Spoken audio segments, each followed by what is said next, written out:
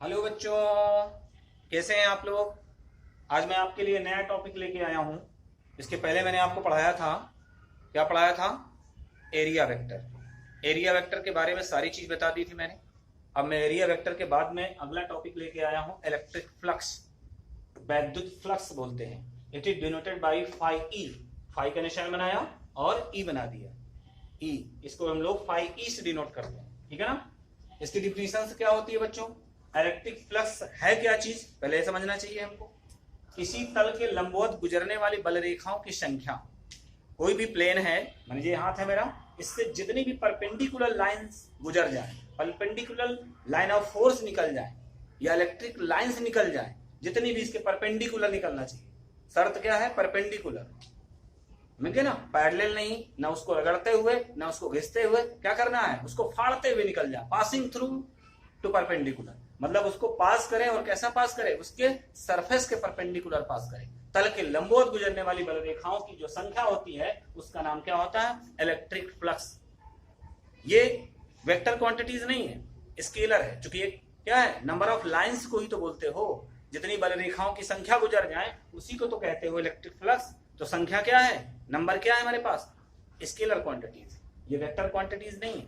अभी मैं आपको प्रूव करके दिखाता हूं, ठीक है ना। तो ये स्केलर क्वांटिटीज है। तो किसी भी तल के लंबवत गुजरने वाली बल रेखाओं की संख्याएं होती हैं कौन? वैद्युत फ्लक्स। इसको इंग्लिश में बोल सकते हैं the number of field lines passing through perpendicular to a plane surface. ये पॉइंट बहुत इंपॉर्टेंट है। परपेंडिकुलर, लंबवत बल रेखाओं की संख्या गुजरनी चाहिए। कैसी? परपेंडिकुलर गुजरनी चाहिए, लंबवत गुजरनी चाहिए। उन्हीं को हम लोग क्या बोलते हैं? इलेक्ट्रिक फ्लक्स कहते हैं। अब मैं आपको दिखाना चाहता हूं इलेक्ट्रिक फ्लक्स कैसे होता है। एग्जांपल देके दिखाता हूं बच्चों।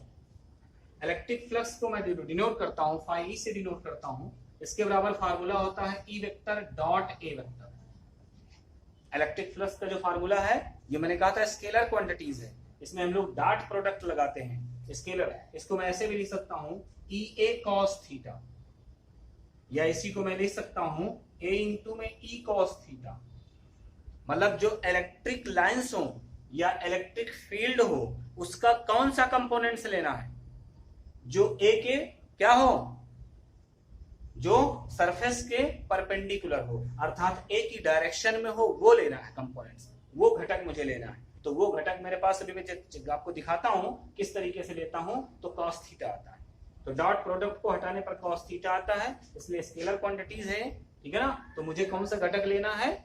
जो ए की दिशा में हो या तल के क्या हो? लंबवत हो। क्योंकि वेक्टर ए की डायरेक्शन क्या होती है? सरफेस के परपेंडिकुलर। तो ई का मुझे वो कंपोनेंट लेना है जो ए की डायरेक्शन में हो, है ना, अर्थात ए की दिशा में हो, ए के अनुदिश हो, वो घटक लेना है। या फिर मैं कह दूं सरफेस के परपेंडिकुलर जो हो वो लेना है, ठीक है। ये फाई ई की मेरे पास फार्मूला हो गई। अब मैं कुछ आपको एग्जांपल देके दिखाता हूं। मैं उसमें फाई की वैल्यू पूछना चाहता हूं आपसे। पहला एग्जांपल मैं दिखाना चाहता हूं आपको। एग्जांपल, पहला एग्जांपल में मैं एक सरफेस ले लेता हूं।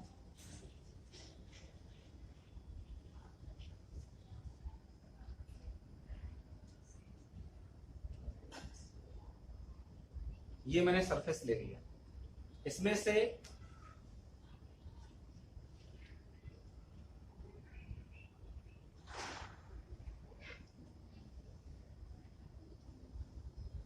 ये मेरे पास इलेक्ट्रिक फील्ड है या लाइन ऑफ फोर्स है या इलेक्ट्रिक लाइंस है, ये जो मैंने दिखाई है।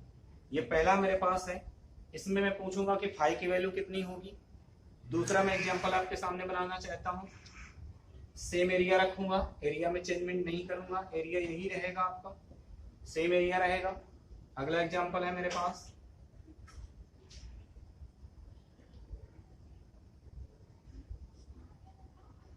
थोड़ा बहुत छोटा बड़ा हो जाए तो घबराना नहीं। सेम एरिया पे ले रहा हूं, लगभग ठीक है, सेम एरिया पे है। मैंने यहां पर क्या कर दिया है?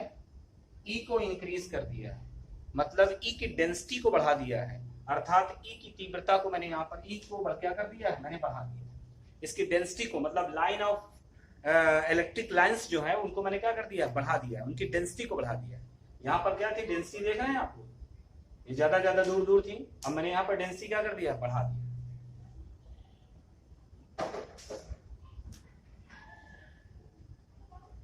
इस तरीके से। तो अब देखना होगा हमारे पास कितनी लाइंस इसको फाड़ते हुए निकल रही हैं। वही जो नंबर ऑफ लाइंस होती हैं उसी को तो फाई कहते हैं। तो यहाँ मैं पहले नंबर पे जो फाई निकालूंगा, फाई इक्वल टू, मैंने क्या कहा था कि जितनी सरफेस के परपेंडिकुलर लाइंस क्रॉस करेंगी, फाड़ते हुए लाइन निकलेंगी उसको, है ना, क्रॉस करते हुए उससे जाएंगी, उनको मैं क्या कहूंगा, फाई कहूंगा। तो यहाँ फाई कितना हो जाएगा, एक दो लाइनें गुजर रही हैं, तो इसका फाई कितना हो जाएगा। यहाँ पर मैं देख रहा हूं कि मैंने क्या किया है, ई की डेंसिटी को इंक्रीज कर दिया है, मतलब ई की डेंसिटी को मैंने बढ़ा दिया है, फील्ड लाइन डेंसिटी को इंक्रीज किया है। ये जो मैंने निशान बनाया है वो ई को बढ़ाने के लिए है। तो यहां लिखूंगा field line density, field line density मतलब इनकी मैं क्या कर दिया हूं, लाइनों को बढ़ा दिया। फील्ड लाइन डेंसिटी मतलब उनके घनत्व को मैंने बढ़ा दिया है, अर्थात नंबर ऑफ लाइंस मैंने क्या कर दिया, बढ़ा दिया। तो यहाँ पर फाई ई इक्वल टू कितना हो जाएगा बताओ, 1 2 3 4, 4 लाइन गुजरी ना इससे, तो इसका आंसर कितना हो जाएगा 4, इसका आंसर कितना हो जाएगा 2। ये ऐसे क्वेश्चन आपसे पूछे जा सकते हैं केवल लाइन दे करके, ठीक है। इसके बाद में और क्या करना चाहता हूं, अभी तक मैंने क्या किया है, अभी तक मैंने एरिया को नहीं बढ़ाया, एरिया सेम रखा है, केवल मैंने क्या किया है, लाइन फील्ड लाइन डेंसिटी को बढ़ाया है, अर्थात मैंने वैद्युत क्षेत्र गुजरने वाली बल रेखाओं की संख्या को बढ़ाया है। तो मेरे पास फाई क्या है, बढ़ गया है। अब फाई बढ़ाने का और तरीका मेरे पास क्या है, अब मैं करने जा रहा हूं एरिया को इंक्रीज करने जा रहा हूं, एरिया को बढ़ा के दिखा रहा हूं। एरिया को मैंने बढ़ाया, ये देखिए मैंने एरिया को बढ़ा दिया। जब एरिया मेरा बढ़ जाएगा,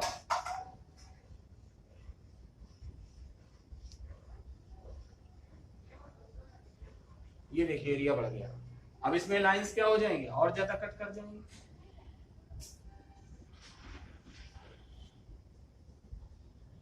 है ना। ये लाइन देखो, ये लाइन है और ज्यादा इसमें से। अब क्या होगा, जब एरिया तुम बढ़ा दोगे तो जो नंबर ऑफ लाइंस हैं तुम्हारे पास, इलेक्ट्रिक लाइंस हैं, वो क्या होंगी, इसके अंदर से ज्यादा घुस के जाएंगी, इसको ज्यादा फाड़ते हुए जाएंगी। तो अब भी हमारे पास फाई का मान तो बढ़ जाएगा। अब यहाँ फाई की वैल्यू बताओ कितनी होगी, बोलो, गिन लो, 1 2 3 4 5 6, कितनी लाइन कट कर रही है, 6, इसलिए इसका कितना हो जाएगा आंसर, 6। ये आपसे एक नंबर में क्वेश्चन मल्टीपल चॉइस टाइप का पूछा जा सकता है, ठीक है ना। कोई भी फिगर बना के दे दिया, आपसे पूछ लिया कि बताइए इसमें से फाई की वैल्यू कितनी होगी, तो जितनी लाइंस जो है इस एरिया को कट करेंगी उसी के अकॉर्डिंग क्या हो जाएगा, वही आंसर हमारे पास क्या हो जाएगा, इलेक्ट्रिक फ्लक्स का हो जाएगा, ठीक है। चलिए अब मैं देखता हूं, ये जो मैंने सरफेस बनाए थे, आपके जितने सरफेस मैंने बनाए थे, ये गौर से देखिए, ये सरफेस कैसे ऐसे रखा है, इस पर मैंने कहा कि परपेंडिकुलर खींचो, लंब खींचो, तो आपने कहा सर बाहर की तरफ ने खींच दिया। ये इसमें इलेक्ट्रिक फील्ड की जो डायरेक्शन है वो ये, तो दोनों की डायरेक्शन एक हो गई। इसमें थीटा इक्वल टू कितना बन गया, 0, तो फाई की वैल्यू कितनी निकल आई, फाई इक्वल टू में हो गया EA cos थीटा, तो यहाँ पर हो जाएगा EA cos थीटा का मान 0, तो कितना हो जाएगा EA, अर्थात नंबर ऑफ लाइंस यहाँ से मैक्सिमम गुजरेंगी इस कंडीशन में, अर्थात फाई की वैल्यू क्या हो जाएगी, मैक्सिमम हो जाएगी, अर्थात फाई की वैल्यू E × A के इक्वल हो जाएगी, ठीक है। अब मैं क्या करना चाहता हूं, यही मैंने सरफेस ले लिया, ये ले लिया, इस पे परपेंडिकुलर मैंने ए वेक्टर दिखा दिया, और इसमें इलेक्ट्रिक फील्ड की डायरेक्शन मैंने ये दिखा दी, इलेक्ट्रिक फील्ड की डायरेक्शन ये दिखा दी। इसमें कितना एंगल बन रहा है, थीटा एंगल बन रहा है। इलेक्ट्रिक फील्ड और वेक्टर एरिया दोनों के बीच में कितना एंगल बन रहा है, थीटा एंगल बन रहा है। तो अब हमारे पास इलेक्ट्रिक फील्ड के हमारे पास दो कंपोनेंट्स हो जाएंगे। इलेक्ट्रिक फील्ड का एक कंपोनेंट्स हो जाएगा जिस लाइन के साथ एंगल बन रहा है, उस लाइन में कंपोनेंट्स हो जाएगा E cos थीटा, और उसके परपेंडिकुलर दूसरा कंपोनेंट्स हो जाएगा E sin थीटा। अब मैं बच्चों से पूछता हूं, बताइए बच्चों, इसमें कौन सा कंपोनेंट्स हम लें, हम EA cos थीटा ले लें या E sin थीटा ले लें, E cos थीटा ले लें या E sin थीटा ले लें। तो आपके पास जवाब होना चाहिए कि हमें वैद्युत बल रेखाओं की वो संख्या लेनी है जो इस सरफेस के लंबवत गुजर रही है। ये तो जवाब हमारा आंसर है। इलेक्ट्रिक फ्लक्स की डिफिनेशन क्या थी, बल रेखाओं की वो संख्या जो तल के लंबवत गुजरती है। तो बल के तल के लंबवत गुजरने वाली बल रेखाओं की संख्या कौन हो रही है? E cos theta. तल कहाँ है? ये तल पर लंब कहाँ डाला? ये तो लंबवत गुजरने वाली बल रेखाओं की संख्या ई कॉस थीटा है। तो ये आप नहीं लेंगे, ये घटक हमारे लिए क्या हो गया? बेकार। ये घटक हमारे सरफेस को स्पर्श करते हुए जा रहा है। देखो ये तल है, फीलिंग से पढ़ो, फीलिंग से। ये हमारे पास तल है, ये तल हमारे पास ऐसे जा रहा है, ये बल रेखाएं ऐसे जा रही है स्पर्श करते हुए, तो वो नहीं लेनी। जो इसको फाड़ते हुए जा रहे हैं वो लेनी। ये हमारे पास तल है, इसको ये मान लीजिए सपोज दैट तल है। अब इस तल को फाड़ते हुए कौन से रेखाएं जा रही है? ई का जो कंपोनेंट्स ई कॉस थीटा है, ये फाड़ते हुए जा रहा है। देखो ऐसे करके फाड़ते हुए जाएगा ना, ये देखो ऐसे जा रहे हैं। और इसमें से हमारे पास ये जो लाइंस जा रही हैं, ये इसको टच करते हुए जा रही हैं, ओनली इसको क्या कर रही हैं? स्पर्श करती हैं ऐसे करके। तो स्पर्श करने वाले नहीं लेना है। जो हमारे पास ये हमारे पास प्लेन है, इस प्लेन के परपेंडिकुलर की जो डायरेक्शन है, अर्थात हमारे पास वेक्टर एरिया की जो डायरेक्शन है, उसकी दिशा में जो कंपोनेंट्स टूटा है ये लेना होगा। अर्थात ई कॉस थीटा फाड़ते हुए जा रहा है, इसलिए ई कॉस थीटा हम लोग लेंगे, ना कि ई साइन थीटा लेंगे। इसलिए फाई इक्वल टू हमारे पास फार्मूला क्या बनता है? ई ए कॉस थीटा, या इसी को हम ये बाहर कर लें, ई कॉस थीटा ले। ओके, ये हमारे पास स्केलर क्वांटिटीज है, इसकी डायरेक्शन कुछ नहीं। बात क्लियर? इसी तरह से मैं अगर अभी मैंने प्लेन कैसे बनाया? ऐसे बनाया। अब मैं सरफेस इस तरह से बना देता हूं आपके सामने। ये अब मैंने कहा ऐसा परपेंडिकुलर खींचो, तो कहा सर बिल्कुल ठीक। ये देखो आपके सामने है, परपेंडिकुलर कैसे खींचेगा? ऊपर की तरफ को। इसके तल पर जो अभिलंब खींचा तुमने, ए वेक्टर ये खींच दिया। मैंने कहा इसमें इलेक्ट्रिक फील्ड की डायरेक्शन ये है, ई वेक्टर। यहां से एंगल कितना बन रहा है? थीटा। अब मैंने कहा बताओ इसमें कौन सा कंपोनेंट से लेंगे? वही बात जो ए के डायरेक्शन में होंगी। ई के दो कंपोनेंट्स टूट गए हमारे पास, ई कॉस थीटा, और इसके परपेंडिकुलर क्या टूट गया? बोलो, ई साइन थीटा। कौन सा लिया जाए? जो ए के डायरेक्शन में हो वो लेना है। अर्थात जो इस तल को फाड़ते हुए जा रहा, इस तल को ऐसे बना हुआ है, इस तल को फाड़ते हुए कौन जाएगा? देखिए ऐसे ये निकला, और इस तल को स्पर्श करते हुए कौन जाएगा? ये जाएगा। स्पर्श करने वाला कंपोनेंट नहीं लेना है। कौन सा लेना है? जो उसको फाड़ते हुए जाएगा। इस तल के परपेंडिकुलर जो होगा, कौन होगा? ऊपर की तरफ होगा या नीचे की तरफ? तो ये वाला होगा, ये ई कॉस थीटा लिया जाएगा। तो फार्मूला मेरे पास ये है। बात क्लियर हो गई ना? अब कोई डाउट नहीं होना चाहिए, ठीक है? इलेक्ट्रिक फ्लक्स के बारे में बिल्कुल कंफर्म है कि वो लाइंस होती हैं, वो बल रेखाओं की संख्या होती हैं जो सरफेस के परपेंडिकुलर पास होती हैं, जो तल के लंबवत गुजरती हैं, वही लेना है। इसलिए ई के हमको जो कंपोनेंट्स लिए जाएं, घटक लिए जाएं, वो कौन से लेना है? जो तल के लंबवत ए वेक्टर की दिशा में हो, या तल के लंबवत आपका पास जो घटक हो वो ले लीजिए। ओके, ये आपके पास क्लियर हो गई बात।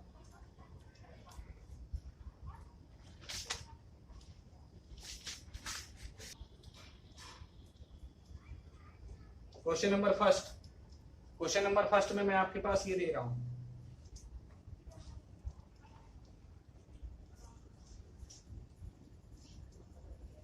ठीक है? ये ए है, ये ए है, ये ए है, और ये भी साइड ए है, एक स्क्वायर की तरह है। अब यहां पर क्या है? मान लीजिए इलेक्ट्रिक फील्ड की डायरेक्शन ये है, इलेक्ट्रिक फील्ड की डायरेक्शन ये है। मैंने इसमें कहा फाई की वैल्यू निकालो, फाई की वैल्यू हम निकाल लेंगे। तल हमें दिखाई दे रहा है सर ऐसे है, तल हमारे पास क्या है? ऐसे है। इस तल पर परपेंडिकुलर जो मैंने खींचा, ये खींचा वेक्टर ए, इसमें थीटा कितना बन गया? थीटा 0 बन गया। देखते रहे ना, यहाँ तल मेरे पास कैसे है? ऐसे जो रखा हुआ तल है मेरे पास, ऐसे रखा हुआ है। जब तल ऐसे रखा तो परपेंडिकुलर ऐसे खींचे, दोनों की डायरेक्शन एक हो गई। फाई बराबर क्या हो गया? ई ए कॉस 0। तो कितना आ जाएगा? ई ए कॉस 0 इज 1। यहाँ पर ई ए, ये आंसर हो जाएगा, ठीक है? मैं इसके बाद देखो तल क्या लेने जा रहा हूँ, अगला पॉइंट इसका, इसी एग्जांपल का अगला पॉइंट। अब मैंने तल ऐसे ले लिया,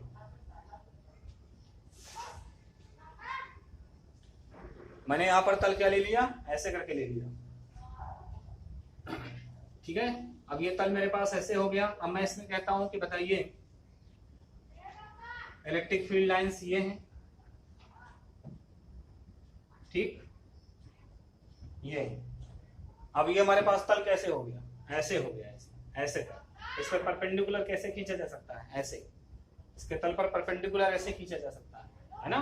तो जब परपेंडिकुलर ऐसे खींचा जा सकता है, तो ये जो लाइन है इलेक्ट्रिक फील्ड और इस तल पर जो अभिलंब खींचा गया, उनके बीच का एंगल बताओ कितना बन रहा है? बताइए जल्दी से। ये तुम्हारे ई की डायरेक्शन और ये तुम्हारे पास किसकी डायरेक्शन है, ए की डायरेक्शन है। इस तल पर जो है, तल देखो बोर्ड है, बोर्ड पर परपेंडिकुलर कैसे खींचोगे, अभिलंब कैसे खींचोगे, इसके अंदर से बाहर की तरफ ऐसे। जब बाहर की तरफ खींचोगे तो ये लाइन ई है और ये तुम्हारे पास परपेंडिकुलर है। ये कितना बना कोण बताओ, 90 डिग्री। जब 90 डिग्री बनेगा तो यहाँ पर मेरे पास जो ए होगा, मैं इसे दिखा रहा हूँ बोर्ड में, चूंकि मैं दिखा नहीं सकता हूँ ऐसे हवा में ऐसे, तो मैं इसको ऊपर की तरफ ऐसे दिखा देगा। वेक्टर ए हो गया, थीटा कितना बना 90। जब 90 बन जाएगा थीटा तो यहाँ cos 90, cos 90 इसका क्या होता है 0, इसलिए कोई फ्लक्स रेखा यहाँ से नहीं गुजरेगी, कोई फ्लक्स रेखाएं ऐसी कंडीशन में नहीं गुजरेंगी, ठीक है ना। जब हमारे पास क्या हो जाए ई और ए की डायरेक्शन आपस में क्या होंगी, परपेंडिकुलर होंगी, तो कोई भी फ्लक्स रेखाएं वहां से नहीं गुजरेंगी। एक क्वेश्चन और है, बहुत बढ़िया क्वेश्चन है। मैंने आपको दे दिया एक सर्किल दे दिया, सर्किल की रेडियस थी आर, ठीक है, रेडियस थी आर। मैंने कहा इस सर्किल पर परपेंडिकुलर खींचो, तो तुमने कहा तल ऐसे है, ऐसे इस पर परपेंडिकुलर क्या होगा, ऐसे होगा बाहर की तरफ। तो इसको मैं अगर तल पर दिखाऊंगा तो ऐसे हो जाएगा, वेक्टर ए की डायरेक्शन ये होगा। इसमें जो फील्ड लाइन की डायरेक्शन है ये है ई। मैंने कह दिया कि यहां से थीटा, यहां से कितना है 30 डिग्री का एंगल बनता है। मैंने बच्चों कहा कि फाई की वैल्यू निकालो, फाई ई की वैल्यू निकालो। बच्चों ने तुरंत इसको कैलकुलेशन किया, फटाक से क्या लगाया फार्मूला, ई ए कॉस थीटा।